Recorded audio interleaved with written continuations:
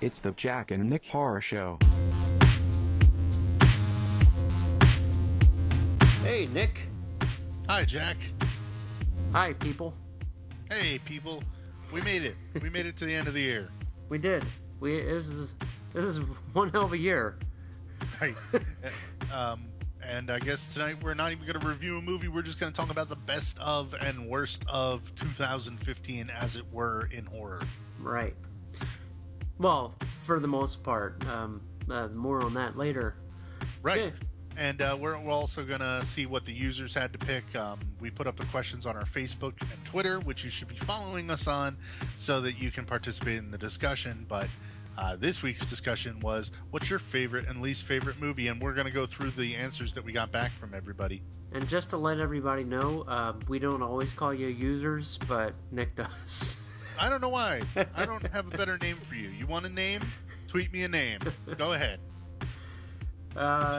Anyway, so last week, yes. Before we even get started, I have to brag because we did Jack and Nick Investigates, a new segment, and we talked about horror movie hype and the endless news cycle and the copying and pasting from Bloody Disgusting to Shock to You Drop to Dread Central to everybody else.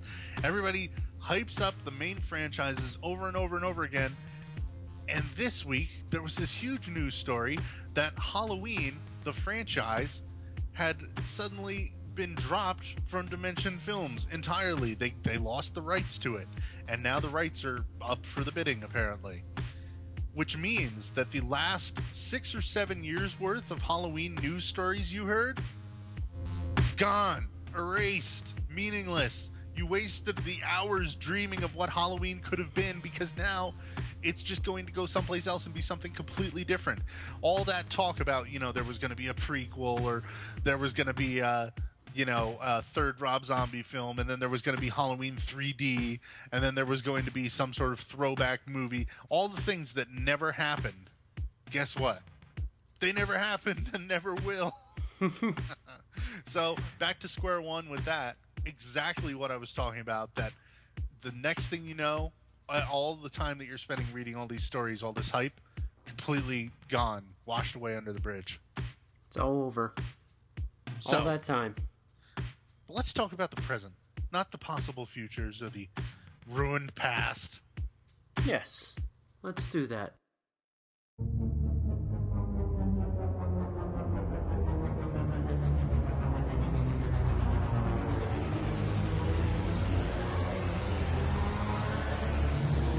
(2015) year in review. So let's explain the way we're going to do this. Me and Jack, every year, we like to look at the top 5 and the bottom 1 horror movies. That means our 5 personal favorite horror movies that came out in wide release or major release or on DVD this year, or our bottom 1 that came out wide release, major release, DVD, on demand, whatever, this year.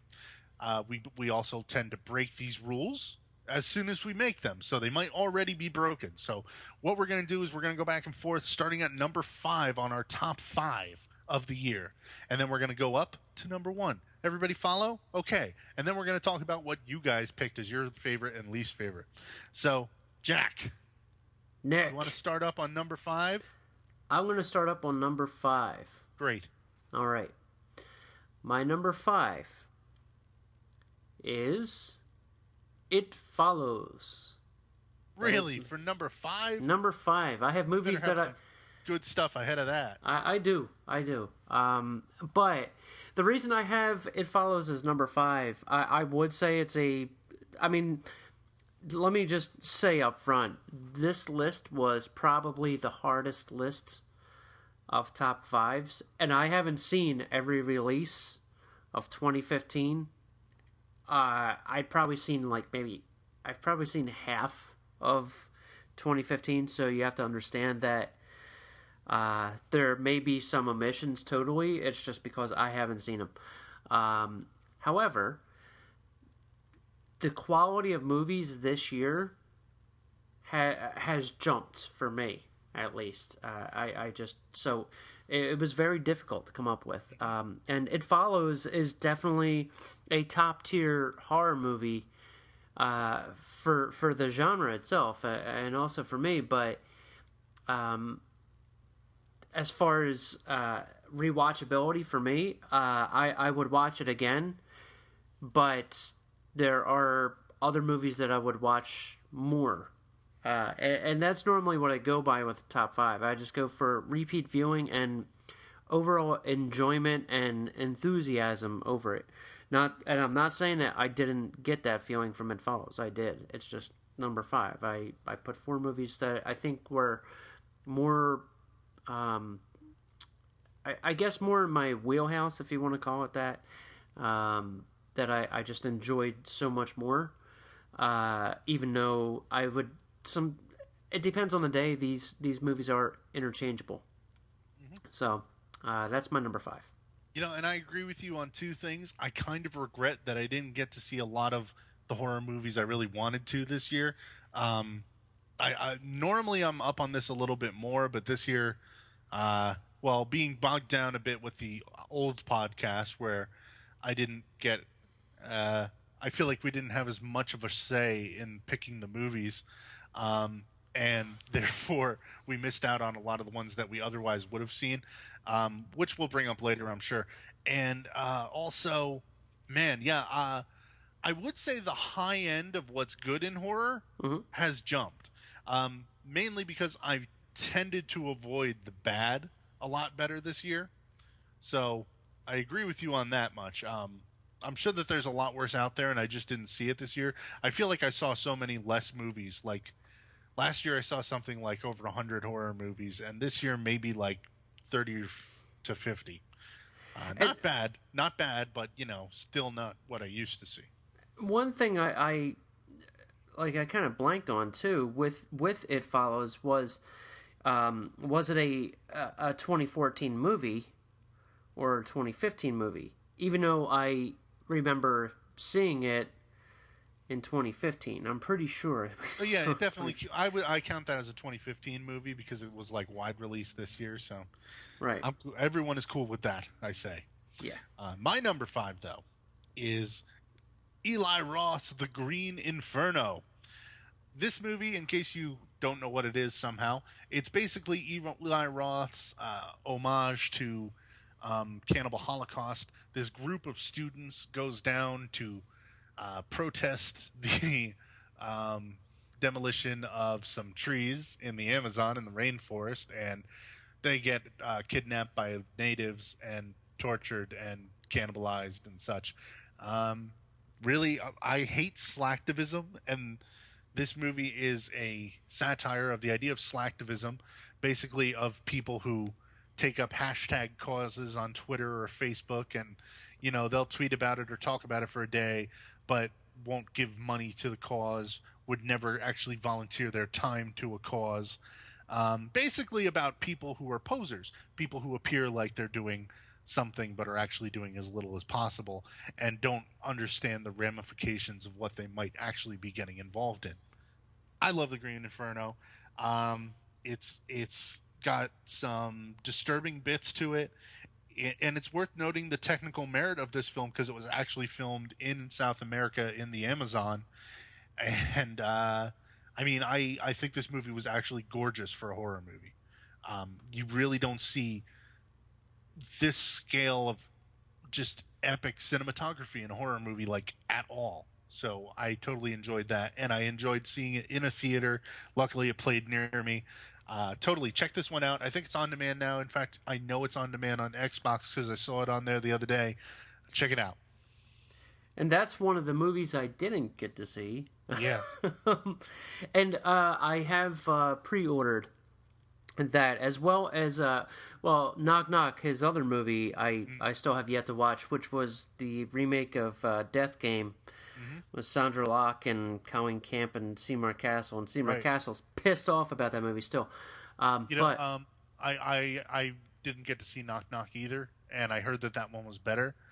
I really for either of these movies, though, I was going to recommend just real quick the on the Bret Easton Ellis podcast. He interviews Eli Roth, and it's just tremendous. You got to hear it.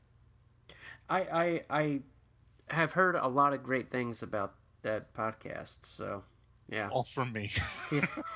Well, not just from you, from other shows as well. But yeah, but it's funny. Death Game is good, but it's also kind of shitty.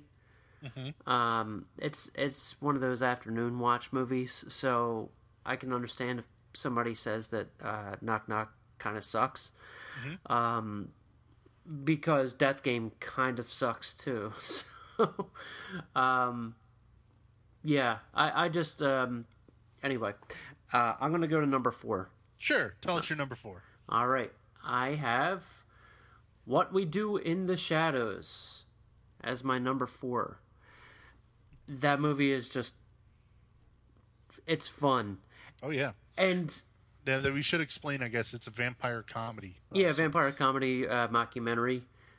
I would say it's from the guys of from Flight of the Conchords, and it's something that somebody outside of the genre who understands the genre, especially the vampire genre, and they make a film and they totally get it, and they put their own spin on things, and they make a fun movie, and that's What We Do in the Shadows is. It's just a fun, silly movie that you can watch repeatedly and catch all the jokes you missed, kind of thing. It's definitely, it has a lot of subtle humor to it that one person will love and laugh at, and another person won't get, but they'll get something else. So, I would definitely recommend getting that movie. These are all purchases for me, by the way. Yeah, no, these are actually ones that I would consider purchases if I bought movies more frequently, which these days I don't. But my number 4 is one that I probably will have to get because I want to watch it every Christmas now. Krampus! Krampus? Yeah, we reviewed it last week, remember, Jack? Jack? I know. Yeah, go back and listen to that, everybody. I didn't expect this to be, very good at all. I kind of expected it to be a throwaway, especially because I didn't like Trick or Treat very much. I know I'm the only person in the world who doesn't like it. Don't be hard on me. Get over it. But Krampus, I loved. I thought it was a great Christmas movie. I thought it was an absolutely perfect holiday horror movie, and it's going to be part of Xmas for many years to come. According to the ghost of Christmas Future who visited me last week, he told me that I'm going to watch it many more times in the future upon Christmas. I thought it was like perfect though in terms of tone. I liked the effects. I liked all the monsters and Krampus and his helpers, if you must know. And that's not a spoiler because if you don't know that Krampus has helpers, you didn't read about the mythology first. And I thought the ending was perfect, even though I've heard a lot of people complain about it on other podcasts. I think it's perfect. I don't care what they say on other podcasts. This is the podcast that matters, goddamn you. I don't even think this is a podcast. I don't know what it is yet. Would you like me to read my number 3, or do you want to do yours? I'll do mine, because it ties into your number 4. Krampus is my number 3. That holiday horror movie that I just mentioned? You just mentioned it. Yes, that's my number 3. And if you want to hear my thoughts on it, go back to the last episode we did. I thoroughly enjoyed it. And if anybody says that the end of this movie wasn't good for them, well, it was good for me. And my number 3, just as you and I apparently switched these two, because my number 3 is What We Do in the Shadows, a hilarious vampire mockumentary from the people who brought us Flight of the Conchords. Possibly the funniest horror movie ever, other than Shaun of the Dead. I think it probably is my second favorite horror comedy, and I have watched it multiple times, and exactly what you said about it is true, that watching it again and again, you catch all these jokes that you missed the first time, and even just the anticipation of the really funny ones makes it even more killer. I laugh my ass off, and I don't like comedies. I don't find shit funny. It is hard to make me laugh in a movie, and I actually laughed at this one heartily out loud until tears formed in my eyes at one point. Very funny stuff, very clever. And I hope that they make another one. I don't know that they will. I think it was rumored that they were going to make one about the werewolves that they encounter, but I don't know if that's true or not. And if they do, I'm sure it'll be another VOD thing, Yeah. or straight to Blu-ray or DVD kind of thing. Yeah, I mean, I think it stands alone as a great movie, and it should be just that. But I mean, I can understand it. I can understand them trying to expand it, but sometimes that kind of humor you can't recapture. Sometimes you can. See Ted 2, and you'll understand what I'm getting at. Really? Yeah. Uh, I saw that, actually. I just saw it. All these other movies you missed, and you saw that? I know. Well, it was my brother's choice, so I didn't have a choice. It's a holiday thing, you know? Yeah. I thought it was funny, though. Anyway. Number two. This was tough for me because it happened to me before with this group, and number two is The Editor, and I freaking love The Editor. Not just because it's made by Astron 6, but Astron 6 made this movie, so I loved it. And it has a bit of okay, so I love The Editor. Reason for it is it's a complete homage, satire of the giallo genre, as well as Italian cinema. Not just giallo, but like Lucio Fulci's The Beyond, and there's Hitchhike that's in there as well. There are a lot of movies that they kind of reference, and they hit them over the head, and they do it really well. But for those that aren't really into the Italian genre of films, I'm not quite sure that a lot of the humor will work for them. And not even just the humor, but some of it is like it's taken serious but not so serious. So it's a very crazy movie, but it's one that I think is just beautifully shot, and it's a lot of fun. I was sitting there in awe watching this film because it's something that really taps into a genre that doesn't really get too much credit, I would say, in within horror, and they do it with a lot of love and respect at the same time. So, but there's just some crazy fucking humor in this thing. And if you're a fan of Father's Day or the Astron 6 Troop, definitely check it out.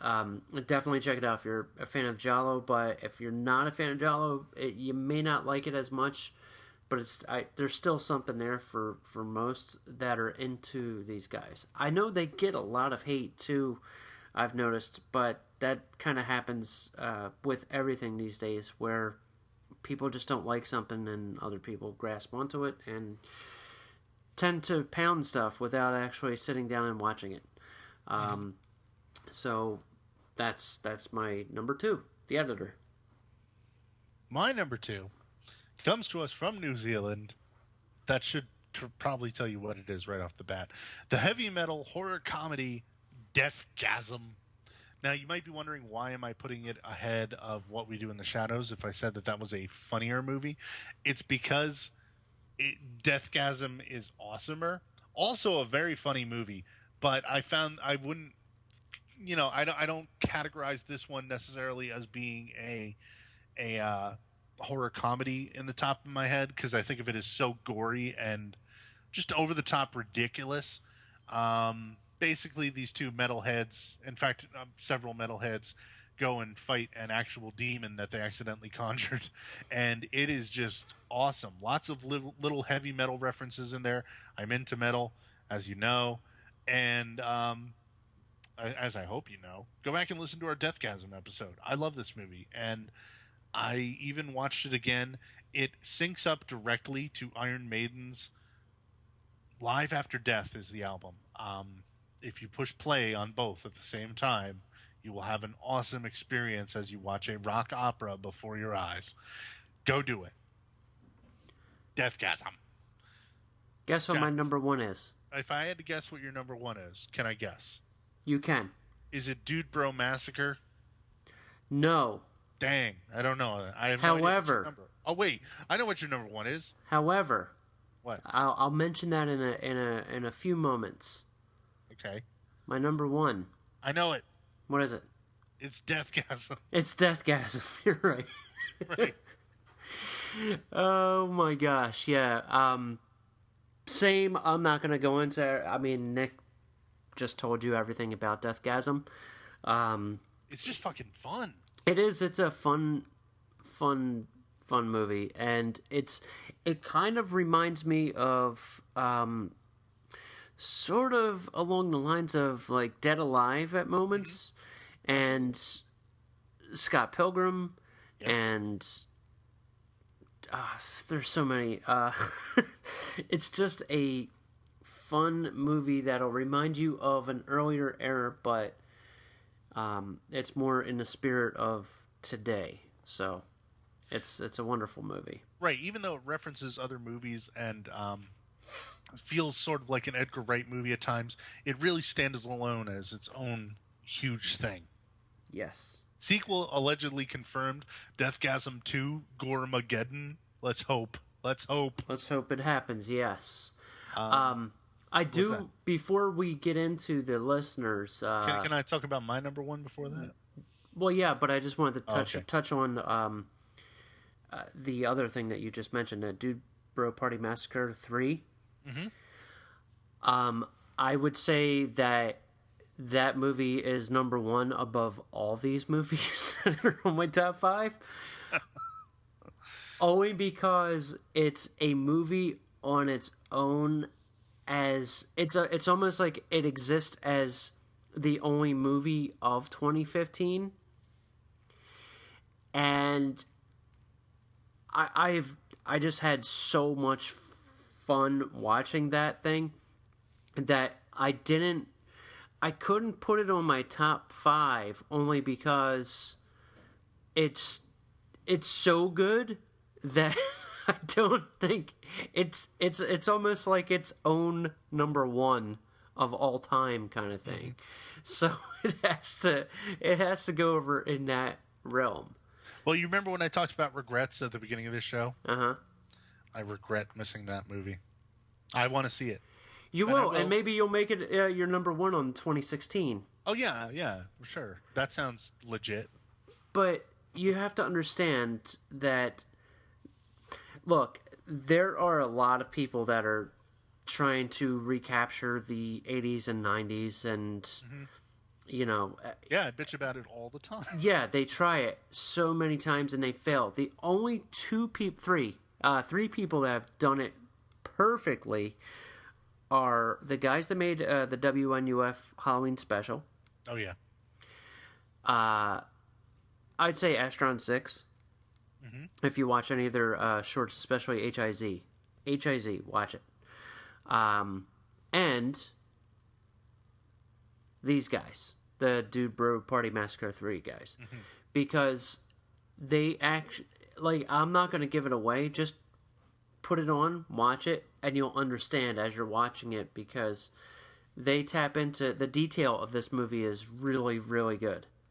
And it's everything you want these movies to be, these homage movies to be, but it stands on its own, and it almost feels like you're actually watching something from yesteryear. So, I mean, it's its own number one. I was going to mention that, but I didn't want to kind of spoil it, but you kind of did for me. Sorry. Twat. But I guessed off the top of my ass. But yeah, I really wish that, like, I could have put it in my top 5, but I'm like, is it better than It Follows? Well, yeah. Is it better than What We Do in the Shadows? Well, actually, yeah. Is it better than Krampus? Yeah. Is it better than The Editor? Yeah. Is it better than Deathgasm? Yeah. Are those movies better than it? Yeah. So it's like, I can't. Well, I hope that the people listening brought their pens and pencils to write down the names of every movie we're just going to name drop, because there's like 20 more coming. Oh, there are. But first, yes, my number one of the year, you already know. I'll let you guess mine, since it's painfully obvious at this point. Well, that's the reason why I didn't talk too much about it, and that would be It Follows. Absolutely. My favorite movie of the year is It Follows.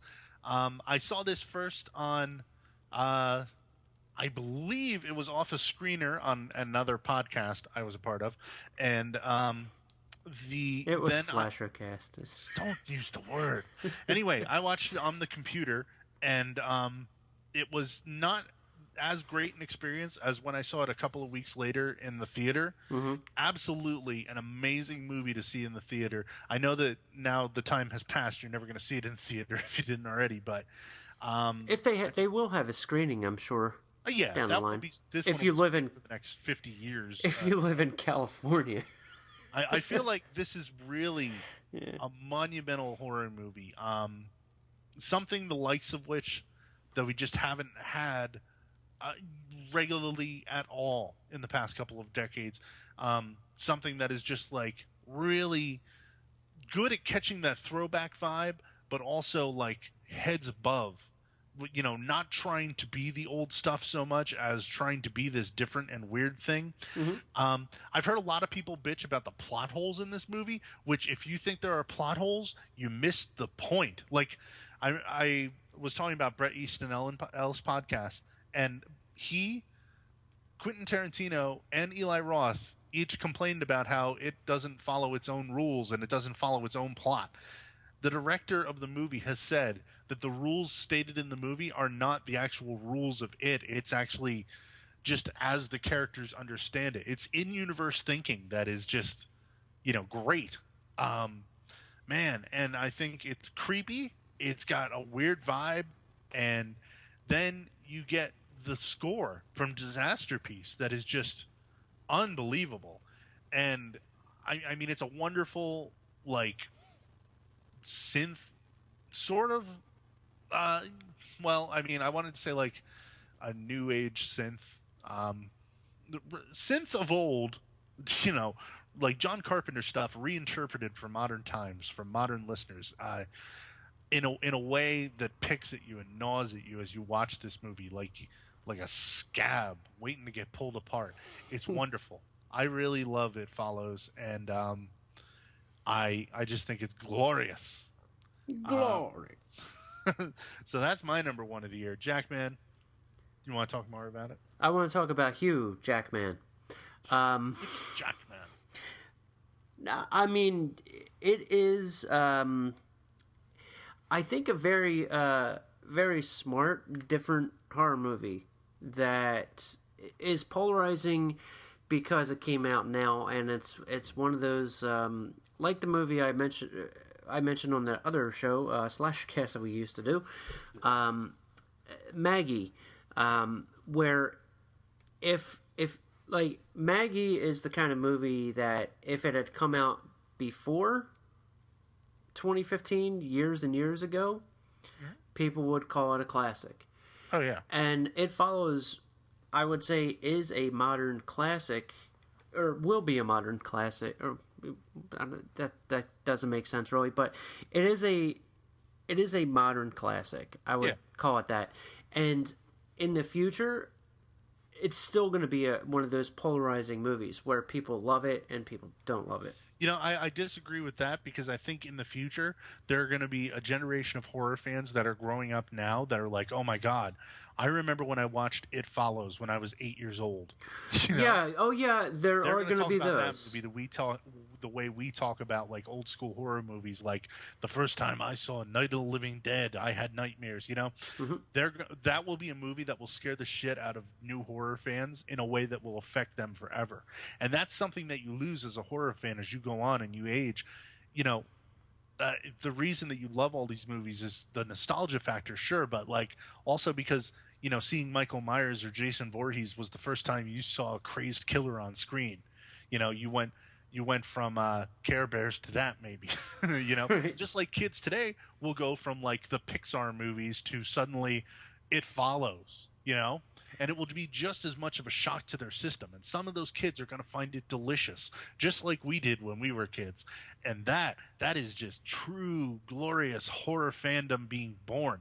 And I feel like this movie is capable of that in a way that, like, a lot of horror movies that we watch these days can't do that. Like, you know, we watch a lot of movies, and we'll talk about some that are like, you know, they're fun, watch it and throw it away movie that you caught on Netflix or whatever, but not one that's going to scare the shit out of a kid that is going to stick with them. When they get older, they're going to have posters of it on their wall, on their T-shirt. They're going to wear an It Follows T-shirt the same way you wear one from Halloween, you know? And I feel like It Follows really carries that type of weight to it. I think if It Follows came out in 1981, it would be regarded as a horror classic across the board. But nowadays, definitely. people get really, really cynical, especially horror fans. We all have that horror fan friend who's like, ugh, why would you even pay money for a movie like It Follows, you know? Which I've heard idiots. In fact, I was going through Facebook the other day, and I was just like looking at like my year in review or whatever, and one of the posts was just like, why would you, like, I was talking about how I was seeing It Follows again, and people were like, why would you even pay money to see that? Why am I even friends with you, you retard? Oh, sorry. All the mentally people will listen. God. Seriously. Like, what? If you're a horror fan and you think It Follows sucks or is stupid, you have missed the point. You have grown old. You are yelling at a cloud.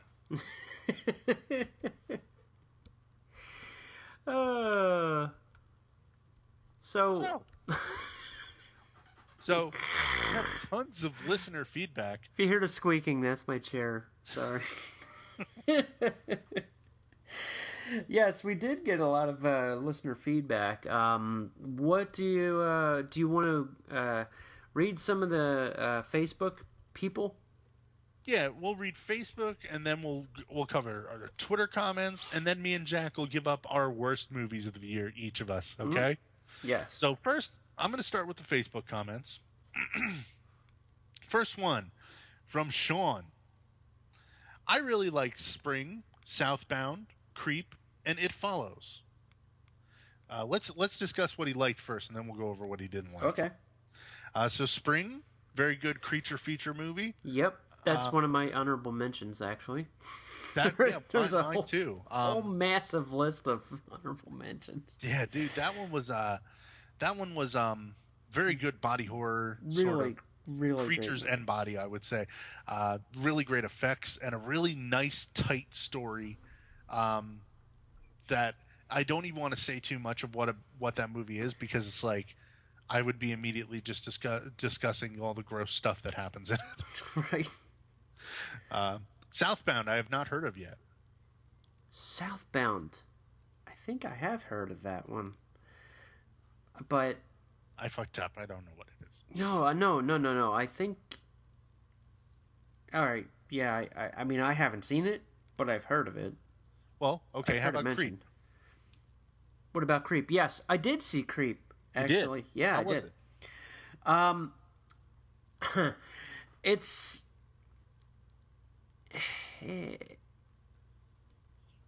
Well, you know, now I've heard all sorts of opinions on Creep. Creep is a found footage movie currently available on Netflix. I think it was. At least it was a couple of weeks ago. I think it's still in my list, and I just haven't gotten to it. It's enjoyable-ish. I think Mark Duplass is very, very good. I think he's a very talented person. Right. And he comes off well as a creepy dude. And the movie begins, the way it begins, it's really good. And as it progresses, it is weird and gets under your skin. And it goes to a place where you know it's going to go. And there's I kind of don't want to spoil it, but I mean, it's good. I would say it's good. Mm-hmm. Okay. Yeah. Well, let's see. He also listed he really did not like Paranormal Activity: The Ghost Dimension, Sinister 2, and The Gallows. Now I have and you too both Jack and I have kind of sworn off seeing just regular supernatural movies because we've just been inundated with them for the past like half decade of ghost movie after ghost movie after possession movie after supernatural haunting after one after the other, and like they've started to blend together for me. So I mean, I've been taking one for the team for the past 4 years of podcasting. I skipped Paranormal Activity this year. I skipped Sinister 2 and I skipped The Gallows. Did you see any of them? Nope. I did. Well, what do you want to say? Well, yeah, I mean, Paranormal 5 or whatever, the Ghost Dimension. I think it's 6. Yeah, 6. 6. The ones. Oh, yeah. The spinoff that was actually not a spinoff. Yeah, they said it was a spinoff and then it was going to go into a different direction, but then they were like, oh, no, that's... Anyway, yeah, I'll get to it eventually. I kind of got burned with Paranormal Activity 4. Thankfully, Jackbot got to review that. Long story. Long story. However, I would say Sinister 2, I'm interested in seeing. I really didn't love the first one, so I think it would be neat to see, but And what's the other one? The Gallows. That was that found footage one. That's another one I want to check out. School. I want to check it out. I hear a lot of shit on it. I do too. But there's something about it that makes me curious to see it. Well, now you watched the trailer for The Gallows, right? Yeah, and I thought it looked interesting. Guess what, though? Just like with the other Paranormal Activity movies, a lot of the scares that are in the trailer are not in the movie. Well, that's cool. Some of the reviews said that the trailer was scarier than the movie because of that. Oh, wow. Maybe that's true. I don't know. I haven't seen it. I can't really be quoted as that. Sean has one more movie. As the God's Will is my absolute favorite. As the God's Will. Now that one I remember the name of, and I didn't see it. So, and I'm not trying to be a pretentious dick here, but there are so many movies that I don't even know half being released. Right. Like I recognize the names because I'm always on the stupid sites that I'm always complaining about, but I don't know. I don't even know which one it was. I'm looking it up now, and it's an Asian movie, and my internet's being slow because I'm on Skype. It was a Takashi Miike movie. Oh, okay. So I'm sorry, but let's carry on. Yes, carry on. There's always next year. Damn it. From Casey. I'd say Final Girls was my favorite. The Gallows was the worst I can think of. Now, did you see Final Girls? I have not. I have purchased Final Girls, but I haven't watched it yet. Yeah, that's one of my regrets, because no one has anything bad to say about that. I can't even think of anything bad that I've heard about it, and everybody says it's a really funny movie.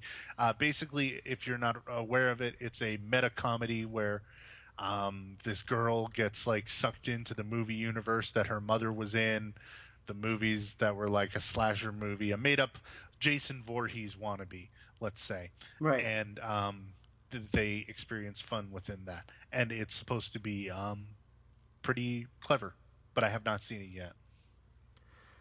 Me neither. So, sorry about that.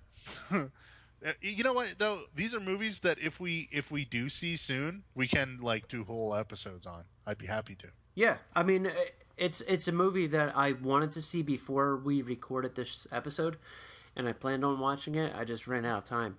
I did watch one movie I didn't get to see this past year that I also wanted to fit in because I just wanted to have a bunch of movies that I had seen. And I have seen quite a lot in 2015. We'll get to that in a little bit, but yeah, it's just one I haven't watched yet. Sorry. So, let's see. Who is next? Okay, from Craig. Final Girls and Turbo Kid were my favorites this year. So See? that's 2 for Final Girls. Now Turbo Kid was another one of those over the top sort of like throwback to old school sci-fi and horror movies. I should say like direct to video sci-fi and horror movies of the 80s. I didn't see it. Also because I'm a louse. I feel like we're going to be shown up by our own listeners here with like the amount of movies that they saw versus what we saw for a change. Well, maybe, yeah. Maybe not, but yeah, that's another one that I did not catch, and it kind of looks like Kung Fury, like that type of thing. I assume you did not see Turbo Kid either. I did not see Turbo Kid. I did see Kung Fury, and I wasn't really that impressed with it, actually. You know, I thought it was all right, and the reason mainly is that it's only 40 minutes long, so it's not long enough, stick around long enough to offend me, you know? Yeah, I felt the same way. I just kind of got bored with it after the first 10 minutes. I'm like, okay. I lasted probably about a half hour, and it's only 40 minutes long, so I was okay with it. Yeah, I mean, it's not terrible. It's on Netflix. It's on YouTube for free. It's everywhere. Just go watch that one. Allie wrote to us, do you count Crimson Peak as horror? If so, absolutely loved Crimson Peak. Time out, though. Turbo Kid I really want to see, but go on. Oh, I'm sorry. No, but Crimson Peak you did see. Yeah, Crimson Peak I did see. You didn't see. But Crimson Peak, of course, the Guillermo del Toro movie about... Well, it wasn't actually a horror movie. It was promoted as a horror movie, like a ghost, creepy movie. And instead it was more of a supernatural romance movie. And also a period piece circulating on... this old mansion. Sorry, I was remembering how bored I was in the theater watching Crimson Peak that I kind of got bored describing it. So, no, I did not like Crimson Peak, but I did see it. And no, I don't consider it horror, but that's okay. A lot of people do. I could see considering it horror, I guess, but it's just not. It was not for me whatsoever. I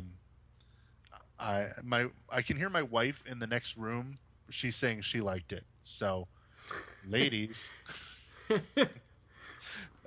why didn't you see Crimson Peak? Are you have an aversion towards it, Jack? No, I just didn't have time. Oh, okay. I will see it though. Maybe it'll be one of those blind buys for me, because I mean I like the look of it, and it looks like it has an old Gothic feel to it, sort of like I don't know. It absolutely is a gorgeous movie to look at, but you spend a lot of time looking at that movie because it was not. Sorry, I'm started sorry. to doze again. It just hits like that. It's kind of how I felt with Pacific Rim. But go on. God damn you! Yet I love Pacific Rim, so maybe you'll love Crimson Peak. Maybe that's our issue. Like you like this version. And I like that version of, what's his name? Guillermo. Yeah, we both like different sides. And it all comes together in Hellboy. So, anyway, KC wrote to us. His likes, Final Girls. Again, oops, maybe we really should have seen that. Maggie, the Arnold Schwarzenegger zombie movie, which Jack mentioned, that is very reminiscent of The Last of Us, if you haven't played that video game. Oh, by the way, Jack, on PS4, The Last of Us, you should probably pick that up. I'll get it eventually. It's also, pretty cheap. Here's one that we actually did see. What's that? We Are Still Here. Yeah, that was one of my honorable mentions. I really, really, really... I had it on my top 5 list, too. But it got bumped out. Right. It was on my top 5 list almost all year until the past couple of months. It just got knocked way off into my honorable mention category, where I totally enjoyed that movie. Basically, that one was a haunting movie, a supernatural movie done well. With gore and Crampton. With gore. And Fessenden. And... It is other good. names to drop. Yes. Yeah, And- no, it's totally good. Yeah. Totally worth seeing at least once.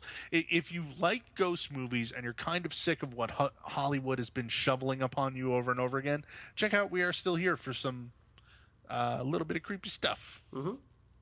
So, A Girl Walks Home Alone at Night.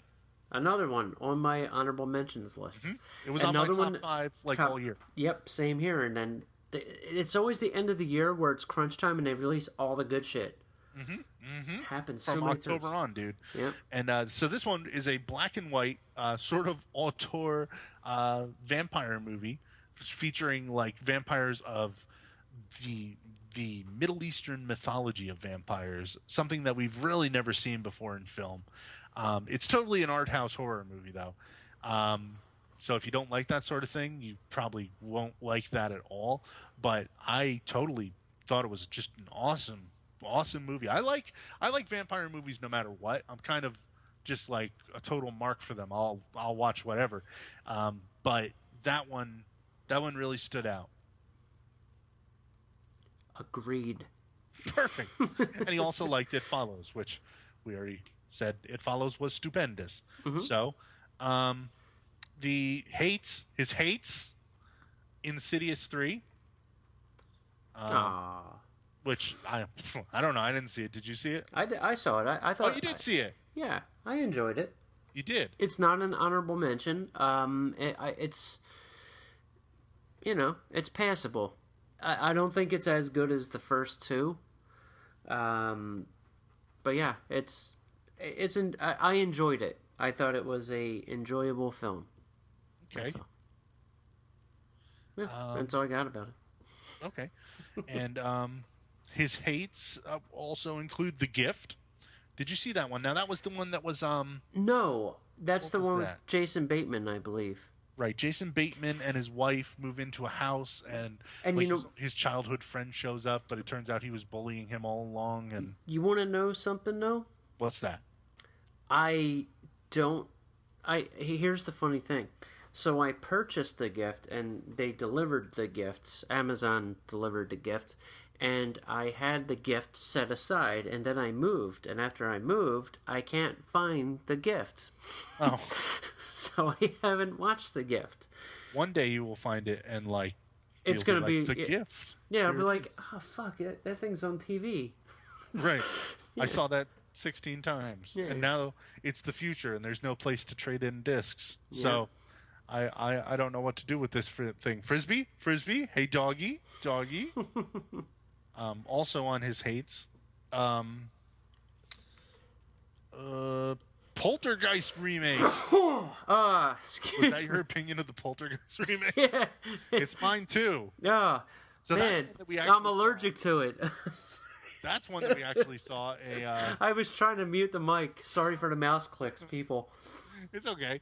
The Poltergeist remake was pretty much exactly what we expected from a remake of the movie Poltergeist in the year 2015. It was just the most neutered Hollywood recreation cash-in that was possible. And the movie did really poorly, so hopefully they'll kind of be moving away from that sort of thing. Mm-hmm. But I mean, and they had a huge opportunity because that type of movie is really big right now. These supernatural sort of, I'm sick of them, but they make money.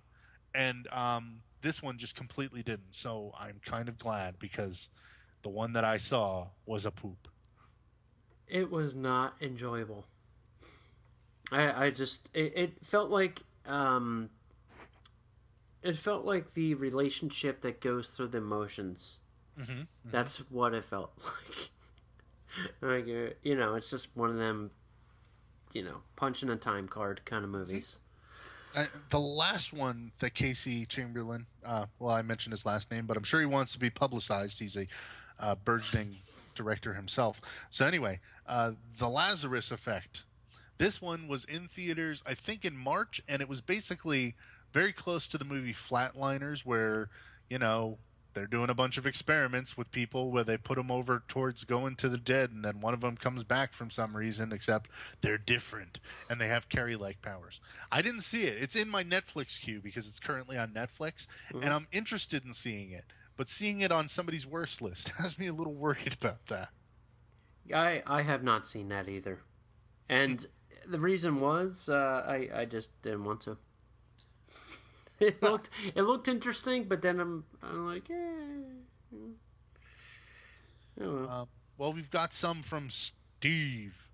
Steve. I really dug the Green Inferno. Hey, so did I. Hey, I didn't see it. You will. Hey. Also, Tales from Halloween had some great shorts. I really wanted to see that, and I ran out of time. Right. Because it was after Halloween. I'll probably check it out next year. Same thing happened to me because, like, when I first heard about that movie, I was like, some sort of Halloween anthology. Throw that one in the bin. I don't even care. And then I started to hear good shit about it, and I was like, no, I have to go back and find it. And then I messed that one up. Sorry. Yep. And then he says, as a defender of the first two Human Centipede movies, I thought part 3 was pure trash. I was shocked that you guys loved it. I like trash, and I can even enjoy some pretentious art horror bullshit, but the Human Centipede 3 was a huge disappointment for me. It is terrible. It's a terrible movie. I'm not going to disagree with you at all. I know. I don't even disagree with what he's saying, but I still loved it. I would say that it's probably one of the worst movies ever made, to be honest. It was actually in my top 5 for the year until Krampus last week. And after that, it knocked it off. And I was like, shit, I really wanted to push for Human Centipede 3 to be in my top 5 for the year.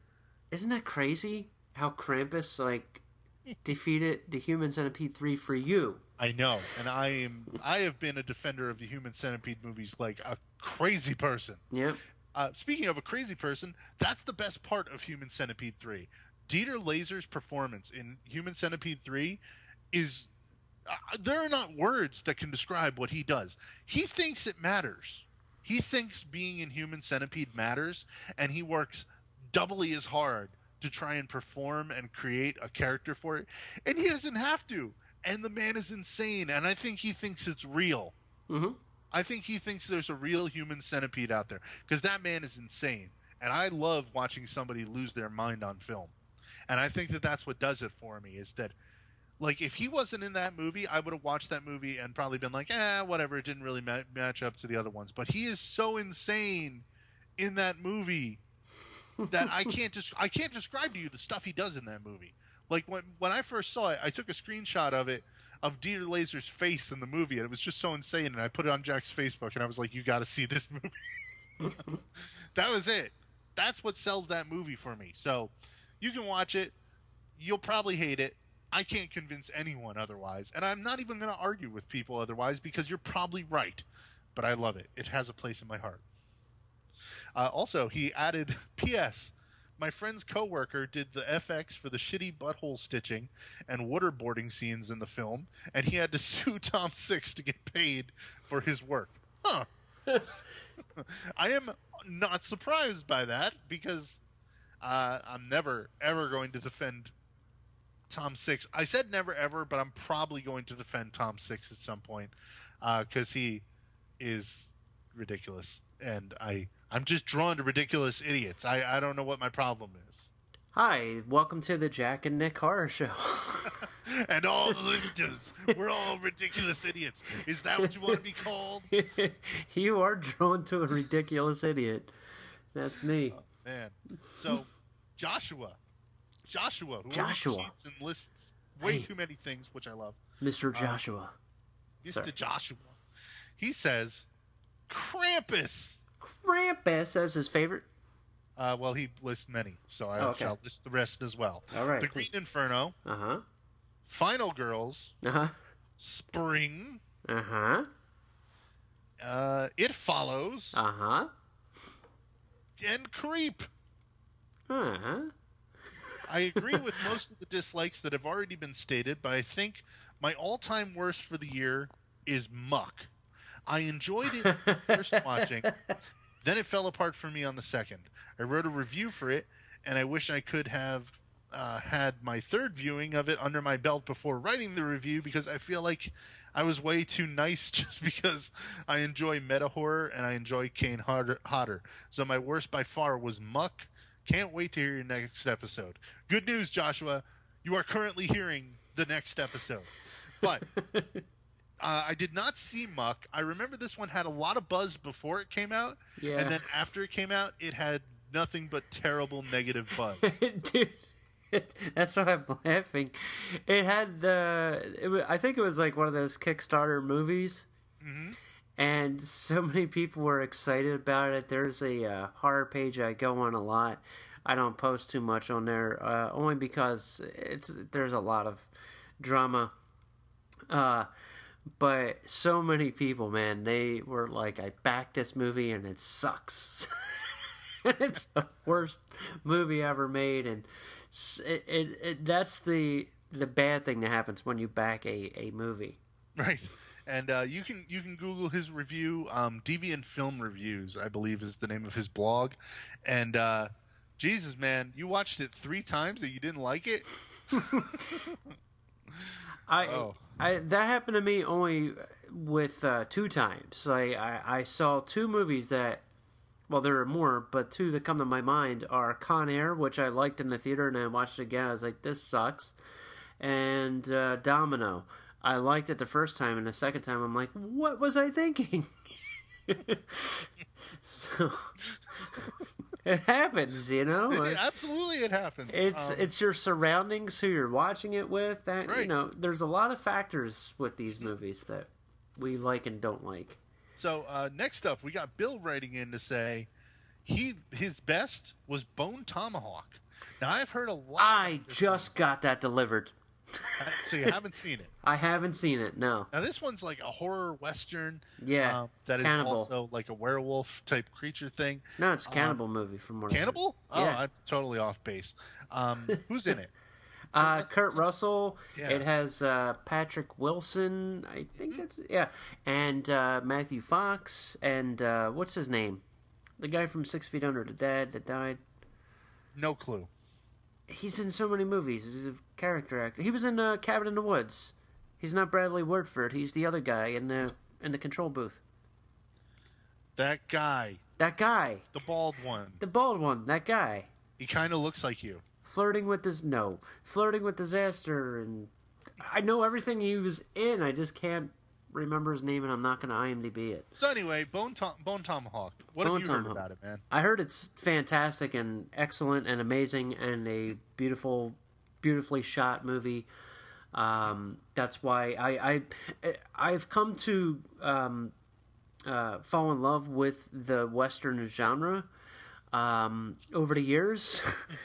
And I'm kind of like getting more into that. And it's funny that years ago, I'm not tooting my own horn because trust me, you ain't gonna see this fucking movie. I wrote a vampire western.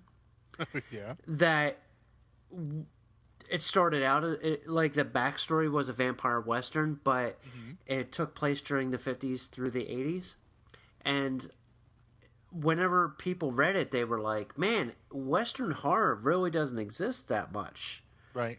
And I'm like, yeah, that's kind of what I'm not a huge Western fan, but I just like the mixture of that. And that's what Bone Tomahawk does, and that's why I can't wait to watch it. I heard it's really, really grueling, too, like as far as the gore. Yeah, and I had heard that as well. The negative stuff that I had heard about it, people were just bored by it or found it dull or just weren't into it. And that can happen, you know. So I don't know. I mean, I don't know where I would fall on something like that, but I'm interested to see Bone Tomahawk as well. I have patience for movies. You want to hear something interesting that kind of ties into everything we're talking about right now? So the movie Tombstone was on over the weekend, and I'm watching Tombstone.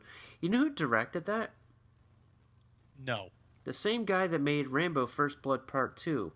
And he also made Cobra. And guess who his son is? Sylvester Stallone? No. No, that was a joke. Panos Cosmatos, the director of Beyond the Black Rainbow, who was second unit on Tombstone. And that's the only other credit he has. So, but he had died of lung cancer, which blew me away. But I'm like, wow. So I'm watching Tombstone. It has Kurt Russell. I'm thinking of another movie which I'll mention later, and then like, I'm like, this is great. This is Bone Tomahawk, and then that ties to Panos Cosmatos, who I mentioned on this program as the perfect person to remake The Shining. So there you go. I just wanted to tie it all together. Right.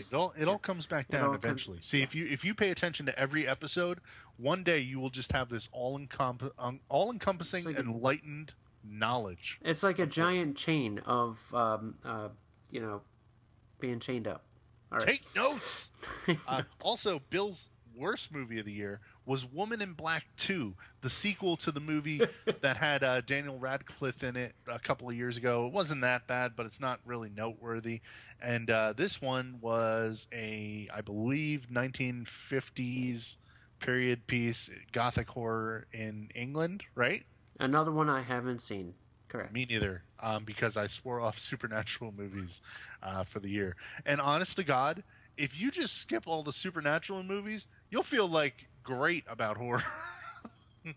You will feel so goddamn positive. So, next up, Danny says, best, Deathgasm. Agreed, Danny. Said, Deathgasm is great. Worst, The Pyramid. Its initial release was technically 2014, but it wasn't really available until you could see it on video in 2015, so I don't know if it still counts, but blah, blah, blah, blah, blah. Okay, fine. We'll count it. We'll count it because nobody even remembered that came out in 2014. The Pyramid was a found footage, like people are going into the catacombs underneath a pyramid movie, and they get lost in the labyrinth, and I guess mummies or ghosts or something. I don't know. I'm never going to watch it. And Bill, from previous comment, also said, I can agree with this. So that's that. Next up, last Facebook comment. Actually, no, there's two Facebook I got next to last Facebook comment. Not an especially great year for horror, sadly. See, you feel that way if you see all the crap, but if you cut out the crap. Anyway, basically all I'm saying is I've made my high end higher. I'm sure the low end is just as low, but I'm ignoring the low. Best were all horror comedies. Turbo Kid, Deathgasm, and the Mighty Dude Bro Party Massacre. I love you. God damn it. I want to see the movie. Dude Bro, that is one I feel very much regret about. I hope they release it on VHS or something soon. And I want to own it and just hold on to it and carry it with me everywhere. He also said the only non-comedy horror I loved was Goodnight Mommy, which was this Austrian movie where a set of twins, their mother comes home after having surgery after an accident, and her face is all covered, and they're like, she's not our mommy. And weird stuff happens. And then weirder stuff happens. I've heard all about it, but I haven't actually seen it. It sounds like a good art house horror movie, and I'm totally into the idea of seeing it. I ran out of time. I hear conflicting things about it, too. Like where people go, I can't wait to see it, and then they say it sucks. Really? Yeah, because there's something that happens halfway through that you already know is coming. And apparently. Yeah. I don't know. I'll see it one day. Tor's worst movie?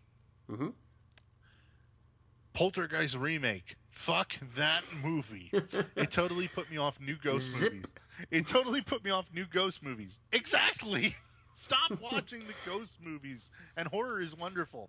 The new Paranormal Activity movie was also balls. I thought it was no. That I haven't seen the new Paranormal.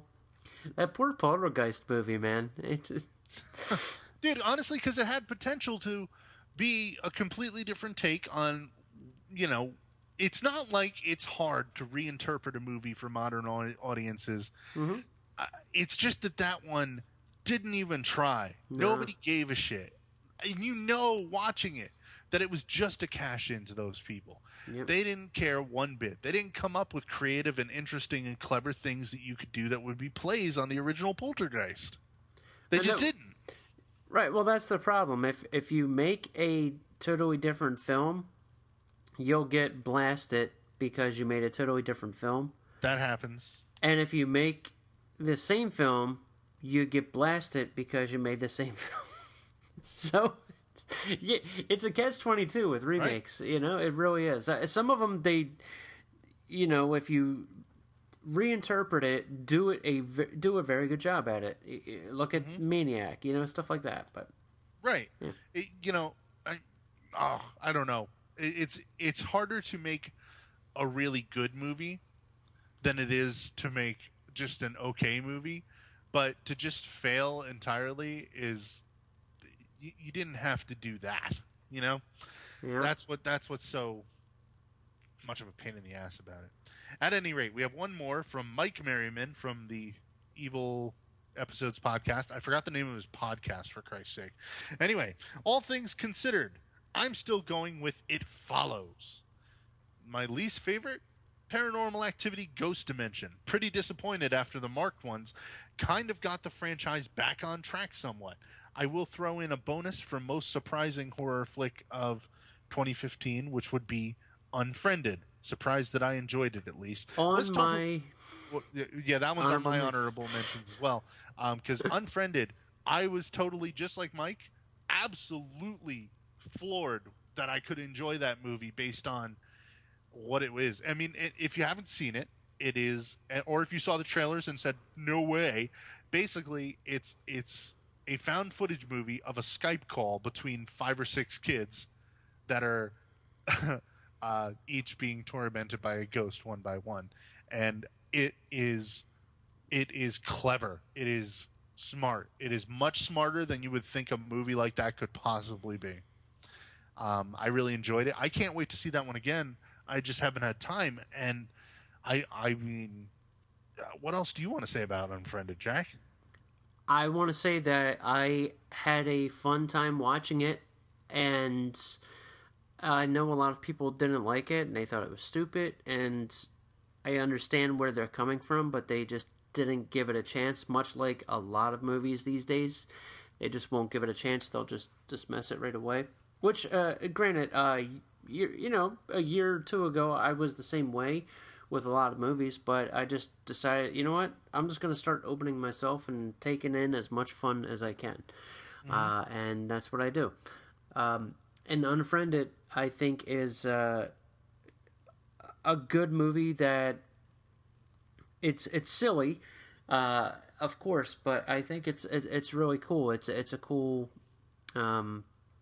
take on the internet generation and Skyping and teenagers, and it had everything. Adult themes like bullying.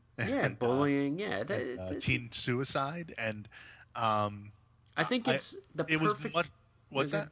I was just going to say it's the perfect movie to watch on an iPad with headphones. Oh yeah, absolutely. Do that, or on your computer screen, or wherever it is that you like to Skype from. Do it there. That movie was more clever than it had any right to be. Just like we were saying about how Poltergeist wasn't clever at all, that movie, totally clever. Yeah. So, Jackman, what did people tell us on Twitter? Well, the people on Twitter told us at Mick Boss is the man. That's what they said. I don't know. At Mick Boss said, loved Deathgasm so much.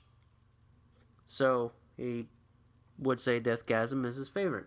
Yeah. And most hated, can't seem to muster a hate for anything at the moment. I avoided most of this shit this year. Mm-hmm. So Mick Boss did mostly what I did. There's some poop, but I'm going to talk about poop in a little bit, and it's not much. At Zombear13, off the top of my head, It Follows was my favorite. And then Deliver Us from Evil, Annabelle, and Sinister 2 were god-awful. Now, Deliver Us from Evil, you haven't seen, right? No, I think that one was came out in the summer, or was it last year? I don't even remember. I don't know. I remember it coming and me going away from it. And Annabelle. Nope. Didn't watch it. Sorry. And what was the other one? Sinister 2. And Sinister 2. Same thing, dude. Yeah. I can't watch these ghost movies. I mean, Annabelle I'll watch someday when it's on something I can watch it for free on, like Netflix or what have you. I mean, and the thing is, I really do enjoy ghost movies. I really do. I think they're fun and enjoyable and they're spooky, you know? They're just cool. Right. But when you get hit over the head with so many at the same time that are just, you know, cobbled together, that's where it becomes an issue. So... I agree. And I think that since that's been the predominant movie released in theaters over the past decade, or in the past 5 years especially, it's just been killer for us, and it's hard to continue to watch these ghost movies like that. Yep. Who's next on Twitter? At Corpsehead, he says, still trying to catch up due to the holidays. Still haven't seen Deathgasm or Final Girls, just to name a couple. From what I have seen, though, A Girl Walks Home Alone is my favorite. Another. That's a cool movie. It is, man. And she's working on, I think, a cannibal movie too, a Jim Carrey. If I'm not mistaken. I forget the director's name, and I probably couldn't pronounce it anyway, because she's Iranian. But that's not yeah. cool. No. I'm just being honest. I don't know it, and I can't remember it, and I probably can't spell it. Just the love and the feel, love the feel and look of this movie. So, a real surprise. Gotta give a shout out to What We Do in the Shadows as well. And guess I have to go with Poltergeist as the worst. Good God. I can't disagree with you. What We Do in the Shadows is definitely on our top 5, and Poltergeist, man, that poor movie. At Creepy Pillow hey Pillow, at Creepy Pillow is the last of Twitter. He says best the editor, yes, and the interior, and Creep. The Interior I have not seen. Nick? No, I don't even know what that one is. Me neither. What the hell is that? That one I'm looking up on Interior. Internet? Help me, Internet. I got... Oh, okay. Here we go. We got 2014. I don't know. Yeah. I never heard of it.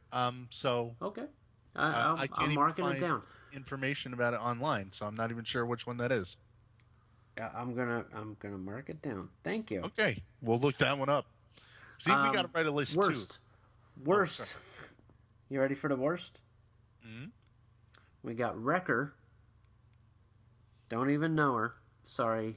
I apologize wholeheartedly for that. Housebound and Lazarus Effect. So Now, we'll do this one at a time. Wrecker. Yeah. Have you watched Wrecker? No, here's what I know of Wrecker. It is on a list that says it comes out like this week on demand or something. That's exactly the amount I know about Wrecker. I assume don't know it's about a tow truck driver. I don't know. It's about a truck driver. It's probably like Duel, but I don't know. Yeah. Okay. Housebound. That's on his worst list. Yes, it should be, according to me. A divergent opinion on that one, Jack? Yes, I really enjoyed it. It's actually one of my honorable mentions. I think it was a fun little movie. It was totally boring, and what the people I watched it with all fell asleep. Okay. And what was the other one? Oh, Lazarus Effect. Yeah. Still on my watch list, so I haven't tortured myself with that one yet. So that's all the feedback we got. We didn't get any emails, right? Yep. All right, man. So I actually tallied up the votes for the people. This is your voice, everyone. Your pick of the year for best horror movie was It Follows, with the most mentions on the favorites list. And to those, if you're mad, guess what? You didn't write to us, so write to us. Or Right. listen to us and do stuff with us, because we like... Wait a minute, that's... Okay, you know what I mean. Just participate, enjoy. Let's have love and fun and talk about horror movies. There you go. And your least favorite people of Twitter and Facebook who listen to the Jack and Nick show, possibly called users, possibly called something else, we don't know. Your worst movie of the year. Mm-hmm. It's a tie.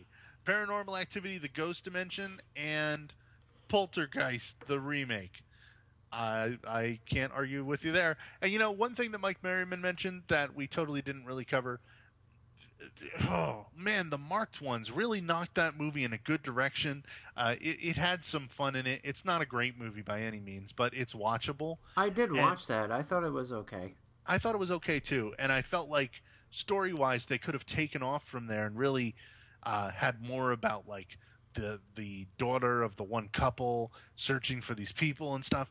And from all accounts, like they just took another random group of people and inserted all this other stuff into the movie that didn't need to be there and didn't answer all the questions that they promised they would answer in the trailers and in all of the promotional materials, that they were like, this will be the final one that will answer all the questions and put everything to rest.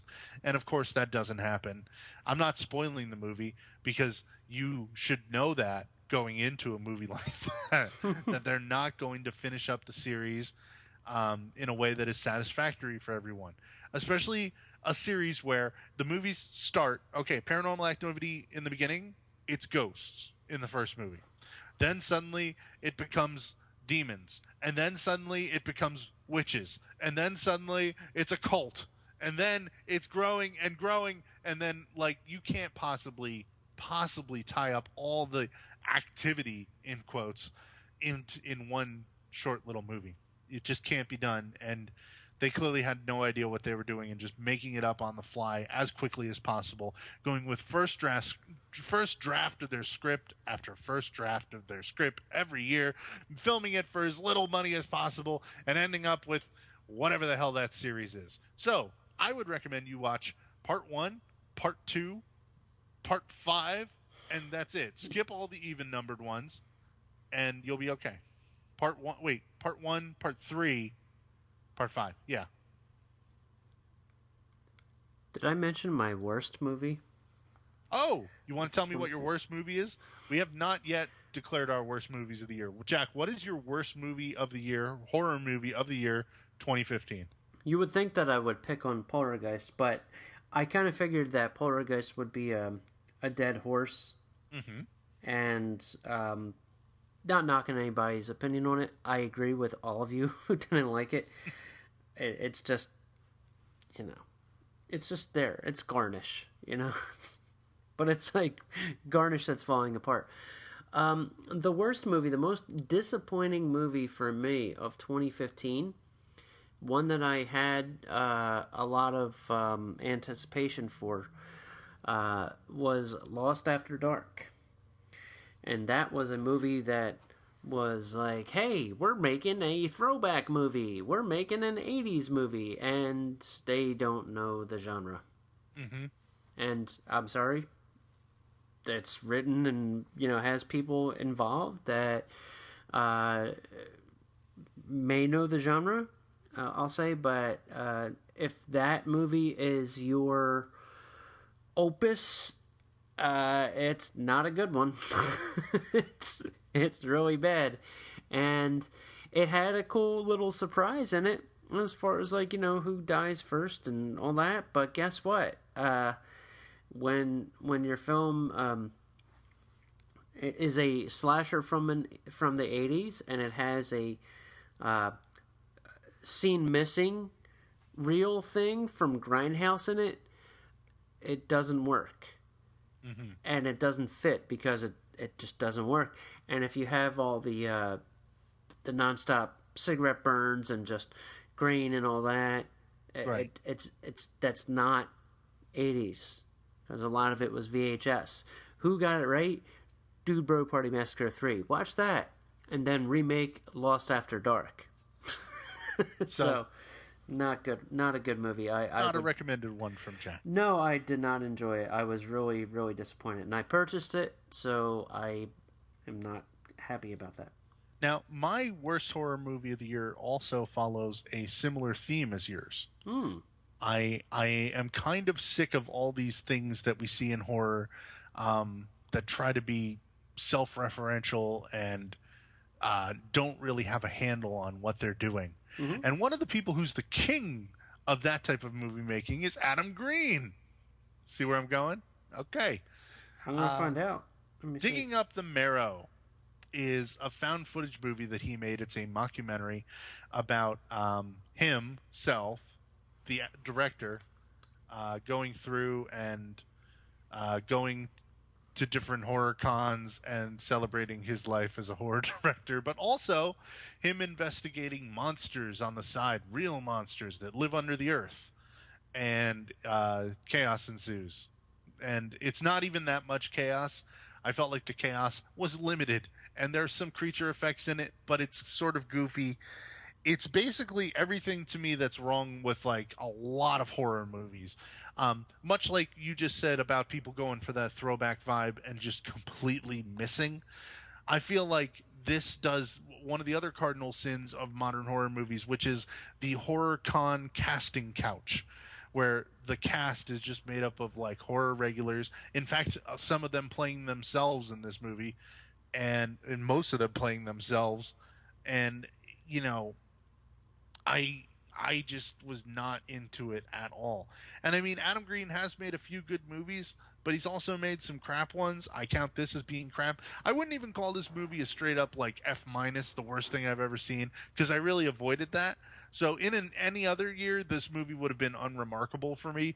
But since I kind of avoided the crap this year, this one was just one that I just totally, I couldn't stand how self-indulgent it was. And, it just kind of irked me the whole time I watched it. It's a very pull back the curtain kind of movie that doesn't need to be a vanity project. It is a vanity project. Yeah. Absolutely a vanity project. I mean, I enjoyed it, but I wouldn't call it the worst, but I wouldn't call it the best either.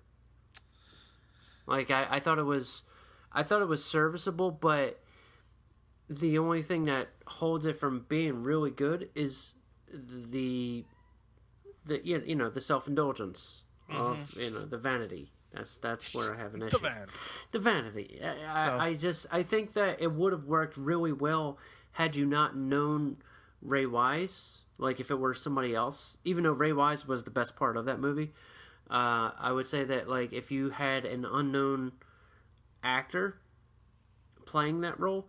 And if you had an unknown filmmaker, then you would have a much better movie. Like, imagine if this were a movie that were made by an independent director with just weekend money. Mm-hmm. You know, I think it would have been even better than what we saw. But... Right. You know, even looking back on like a movie that I enjoyed more that did pretty much the same thing as this movie, which, you know, again, you were talking about sometimes the movie is just made at the wrong time. S&M Man, you know, from 2007 Poop. Was very similar. And I know you think it's poop, but it's very similar to Digging Up the Marrow as it is. Right, where, yeah, it like, is. Guy goes around horror cons, accidentally stumbles upon real life horror. Mm-hmm.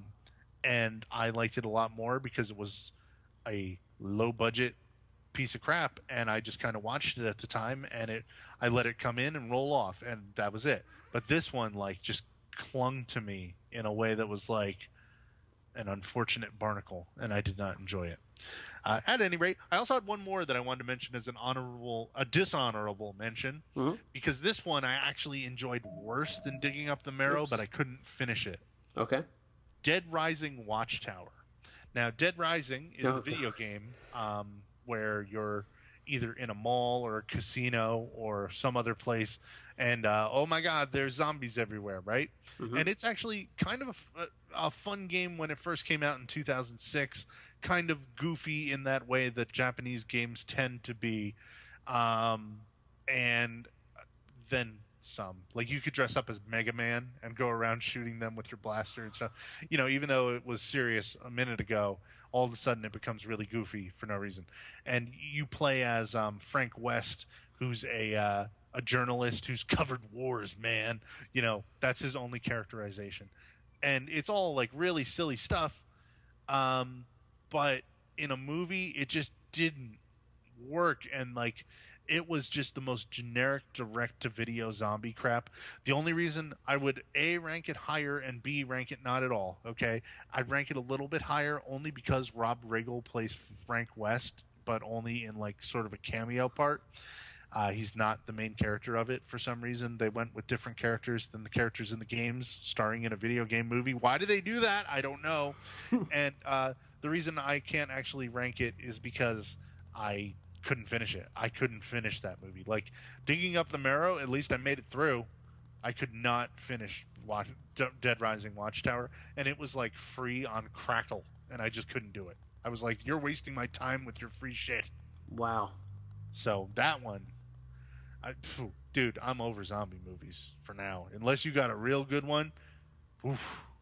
I got some honorable mentions.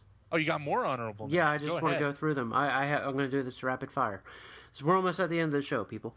I have Last Shift. I enjoyed that movie. I thought it was fun, cool, creepy, and neat. Neato burrito. I'm never going to say that again. A Christmas Horror Story is a fun anthology movie, and it's well put together. It's almost like a good companion piece to Trick or Treat if you do enjoy that and you're not Nick. It's cool. That's all I'm gonna say. Just go into it blind next holiday season or watch it now, but it's enjoyable. Let Us Pray, really cool movie. Mm-hmm. Liked it. Pollyanna McIntosh, wonderful in it. Great gore and cool filmmaking. Okay. Clown was cool. You see Clown? No. Okay. That's the one where a dude accidentally becomes a clown? Yeah, he dresses as a clown for his kid, and then he can't get rid of the makeup, and it possesses him, and he starts killing people. Cool movie. Not one of the best, but not one of the worst either. It's a cool movie. Girl Walks Home Alone at Night. And by the way, there's a lot on here. I apologize, but I'm telling you, 2015 was cool. We already talked about Girl Walks Home Alone at Night. Unfriended, Spring. Cooties is the other one that I watched just recently, and I haven't. I didn't get it to put it on my list because I just watched it, and I really enjoyed the movie. I thought it was really funny. And I enjoyed the crap out of that one. A lot of fun. So definitely check out Cooties. And it's put together. It's a good group of people that are involved in that. So you have like Lee Winnell and Elijah Wood and Rainn Wilson. It's cool. No, and that one is one of those ones that it almost kind of disappointed me just because it couldn't make my top 5 this year, but I still really enjoyed it. Yeah, I enjoyed it too. And it has a kind of a surprising ending, as in like, who lives kind of thing. And that's all I'm going to say. Right. We Are Still Here. Mention that. One movie I didn't get to see that I really want to is Wormwood.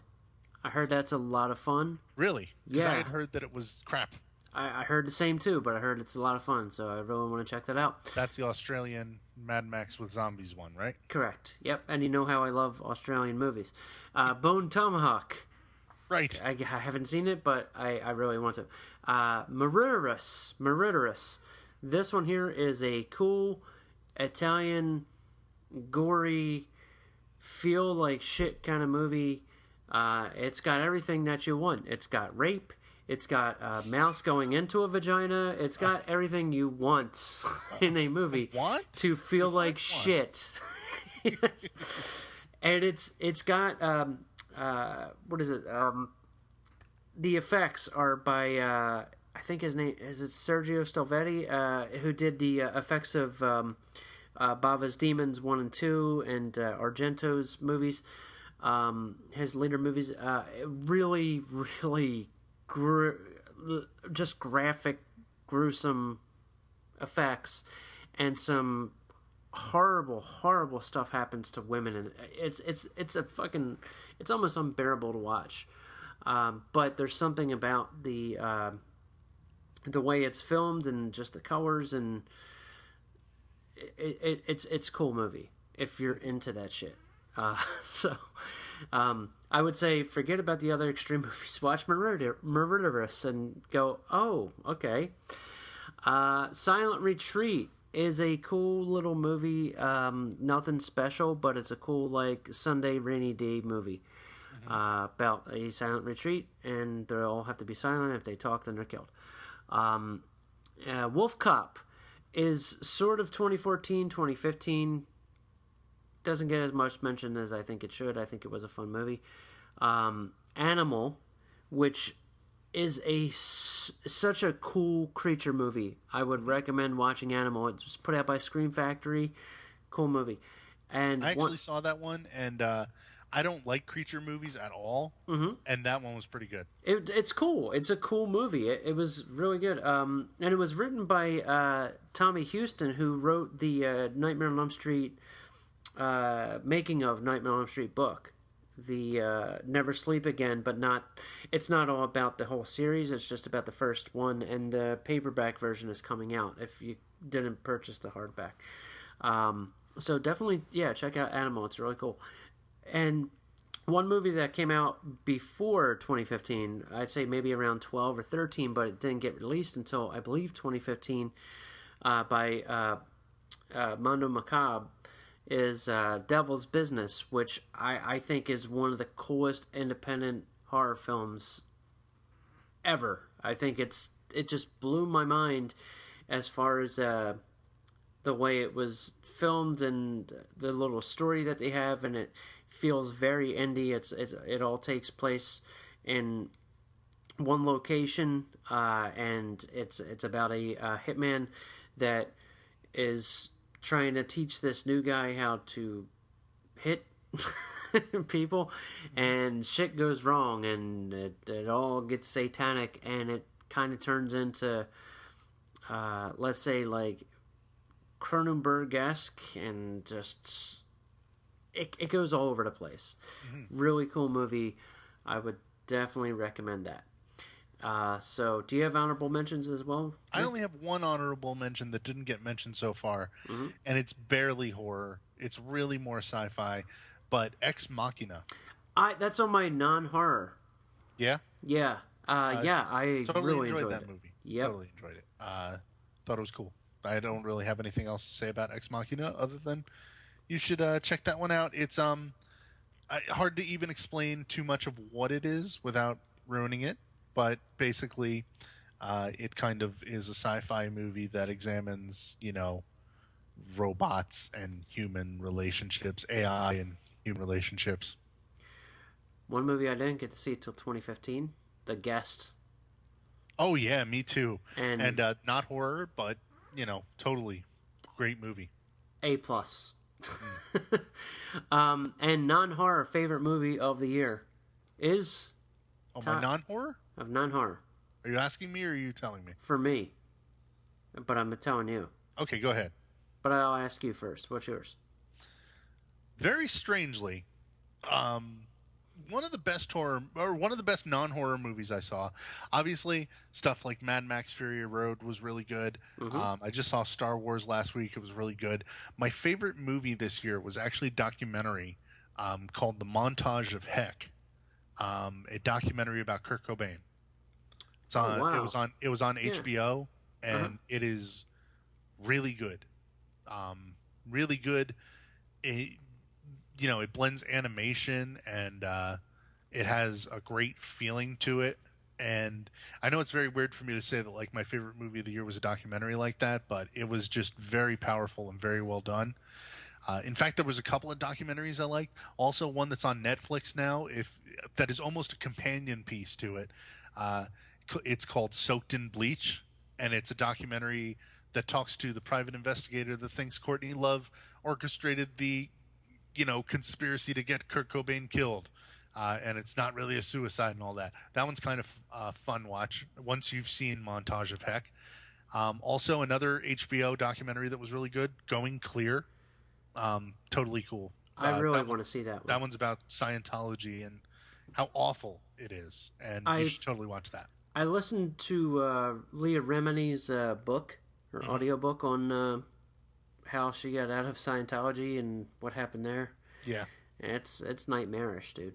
Oh, absolutely. But yeah, those would be my non-horror movies. Again, I really like Mad Max Fury Road, and I really like the Force Awakens, Star Wars. Otherwise, almost all mainstream movies this year really disappointed the shit out of me. I'm talking about the Marvel movies. I'm talking about pretty much everything. I mean, Jurassic World was better than I expected, but I expected it to be an F, and it was like a B. You know what I mean? Which, like if I go and pay $12 to go see a blockbuster, I want it to kick my ass, not to be like, it was all right. That's just not for me, man. So horror owned this year, and non-horror, give me some documentaries. What's your non-horror? I would say coming in second would be Mad Max Fury Road. I did enjoy the hell out of that.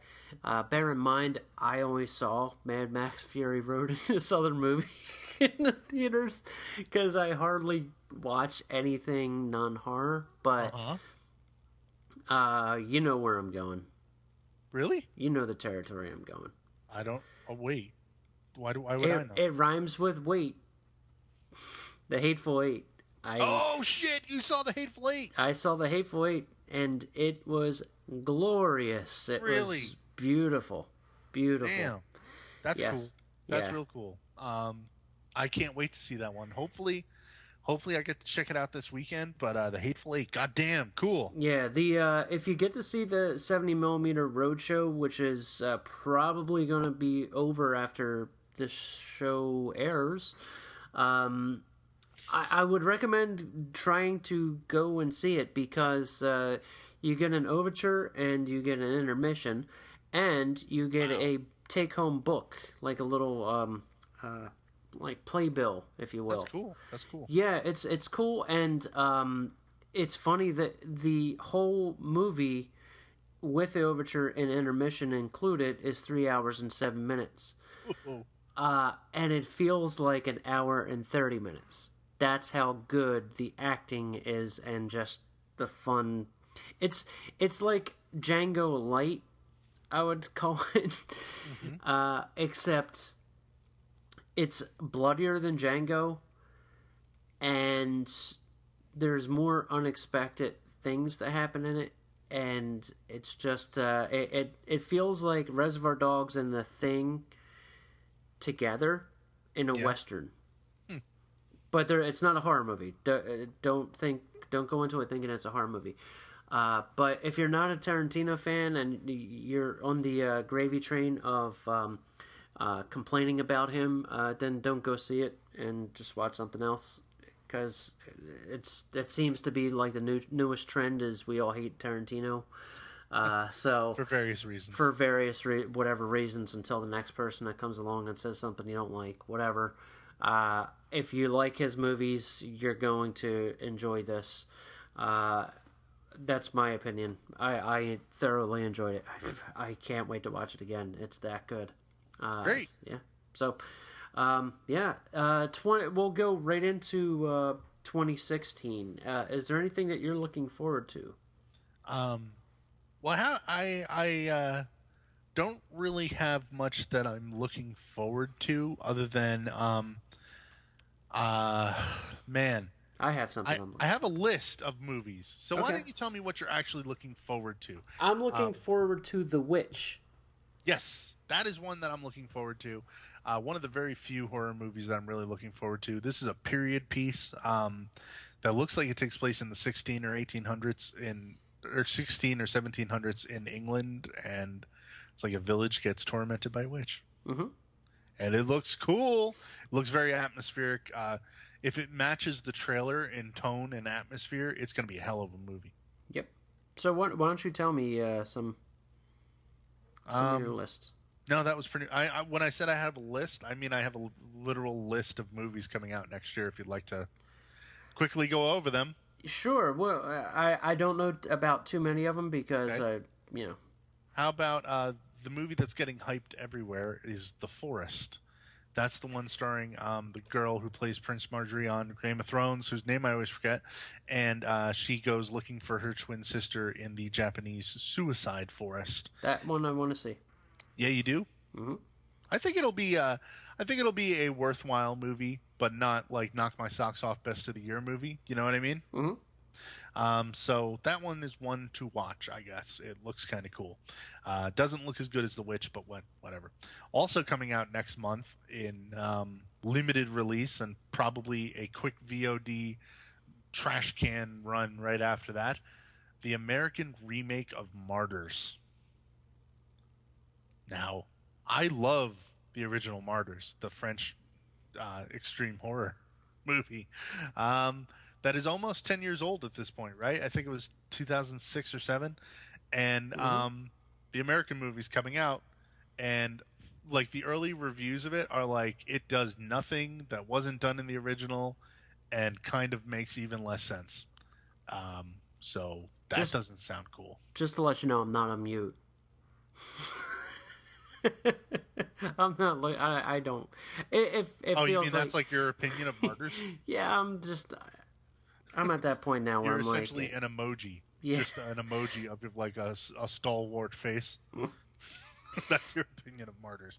I mean, oh, dude, that one is one that's been through development hell where they were taking the remake seriously and they were doing all this stuff. And then all of a sudden they were like, oh, the movie got made when we were taking it seriously because the studio got antsy and just wanted it done. So now it happened and here it comes.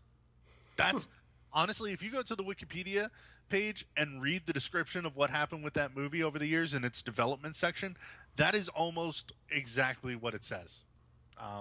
So fuck that. I'm not looking forward to that at all.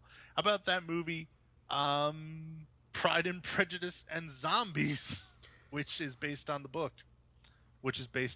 Pride and Prejudice, and then they threw in zombies. Written by Seth Grahame-Smith, who wrote Abe Lincoln, Vampire Hunter. I had to remember the title. just to let you know, I'm not on mute. Again? Again. The trailer to it doesn't look bad, but Jesus Christ, man, I am zombied out. So, also Seth Grahame-Smith, the movies he's worked on, like Abraham Lincoln Zombie Hunter. No, Abraham Lincoln Vampire Hunter and Warm Bodies have done nothing to excite me. So I'm not excited about this really at all. I mean, I'll probably see it someday because I kind of do that sort of thing, but zombies, I'm over it. Next up on my list, and this one, I don't even know if it's actually coming out, but supposedly in April, Rings is supposed to come out, which is The Ring 3. Do you think, instead of telling me if you're excited for this movie, do you think that this movie, which has been pushed back time and time again, is actually going to come out in April? I'm not on mute. Just picture an emoji, folks. That's what we have to say about Rings. And don't get me wrong, I think 2016 will have some great movies, but... Yeah, but it's like more and more with horror, you hear stuff come out that's like, oh, this great movie's coming out. When's it come out? It came out last week, and it'll be on VOD next week. Yeah, it'll be on VOD next year sometime. Right. We don't know when. The opposite happens where it's like, oh, it just played at TIFF last week, and now it won't be available for you for at least another 2 years. Yeah. Like, hey, Rob Zombie's 31. Don't expect to see that until 2017 or later, because that's what always happens to Rob Zombie movies. Which is probably my most anticipated movie overall, because I'm nuts. Anyway, Amityville: The Awakening is also supposed to come out next year. This movie has been pushed back for years. Jack, I know you're not on mute. I am not. That movie it was supposed to come out in January of 2015.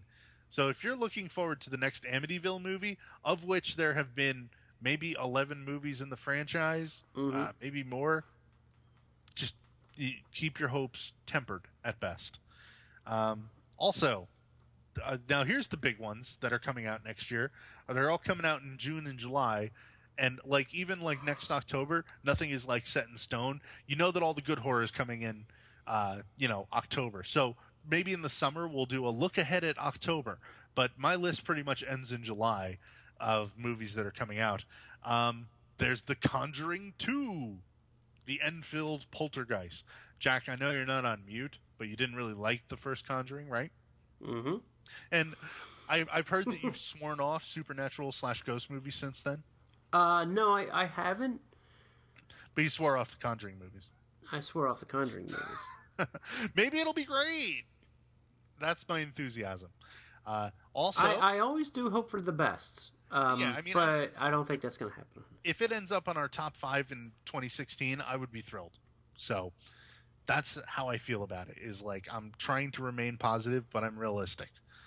Same thing with The Purge 3, which is supposed to come out next summer. I thought The Purge 1 was what it was. The Purge 2, I actually enjoyed more as an action movie more than as a horror movie. And I assume The Purge 3 will go more and more into that action territory instead of like its horror conception, which is fine. You know, it's fine that it exists the way it does, so long as it makes it a better movie. I'm fine with whatever direction they take it. If it makes it a worse movie, then go right to hell. Yeah. The last one that is on this list that I'm not even sure if we can call it horror, but maybe we can. I mean, we haven't really seen much of it, and I'm really interested to know if we're going to be doing it on this show. Uh-huh. Do you know what it is? No. Oh, yeah, you do. Ghostbusters. The reboot/sequel/prequel/all-female cast / From Guns N' Roses. Right. He has a good chance of appearing in this movie because I'm sure it will have like a bunch of cameos of people for no reason. So Ghostbusters, how about that? We'll see what happens. Feelings, I have them. Ghostbusters, sometimes. For reference, is your favorite movie of all time, right? Yes. So it's the movie that got me to fall in love with movies.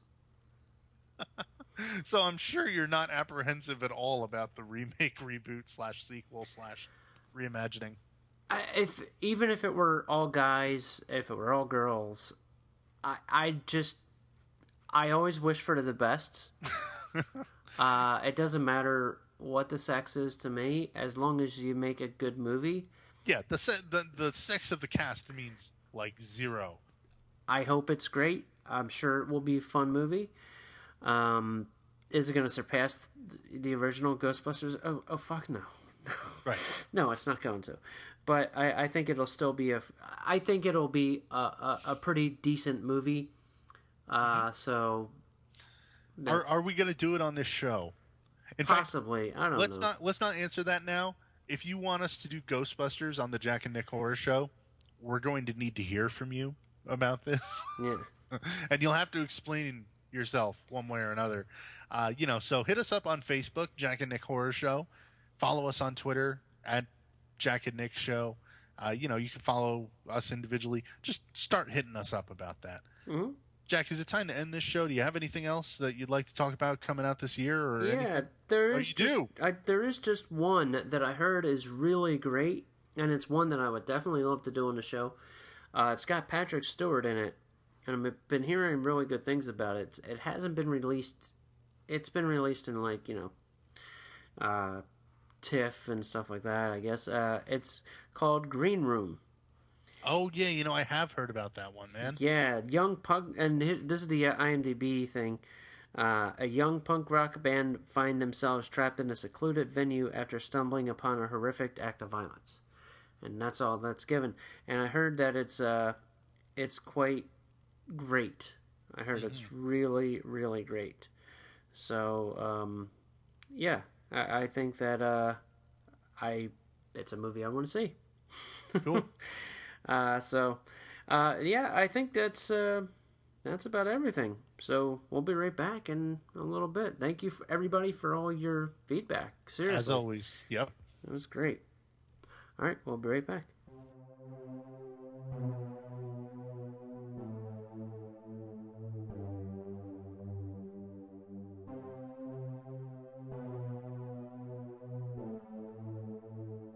And it's over.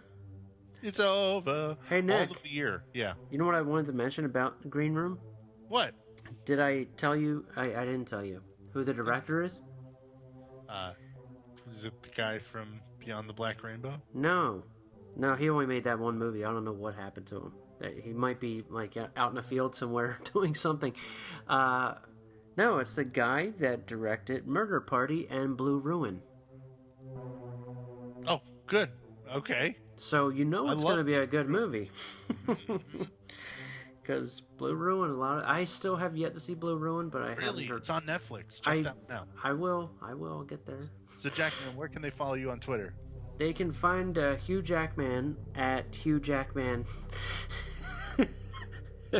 They can find me at Jacob K666. At Jacob K666. That's where you can find me. And you can find me at New Jersey Nick on Twitter. Like I said, we're on Facebook. Look up the show on Facebook or Twitter and follow us. As always, give us your opinions on, well, like I just said, the movies of the year. Should we do Ghostbusters? So much to talk about. And if you hear something good that's coming out in the year 2016, please keep us abreast so we're not embarrassed at our best of 2016 reviews that we missed the best movie of the year. That's pretty much it, though. Mm-hmm. Thanks a lot for listening, as always. And I guess that's it, man. Anything else, Jackman? Yeah, just huge Jackman. Yes, look out for us in 2016 because the difference is coming. It's going to be very different, we hope. There's going to be a difference. Oh, and one other thing. If you hear me laughing, it's because I'm having a good time. You should try it. High five. Thank you. All right, sorry. Okay. Good night, everybody. Good night. Bye. Bye.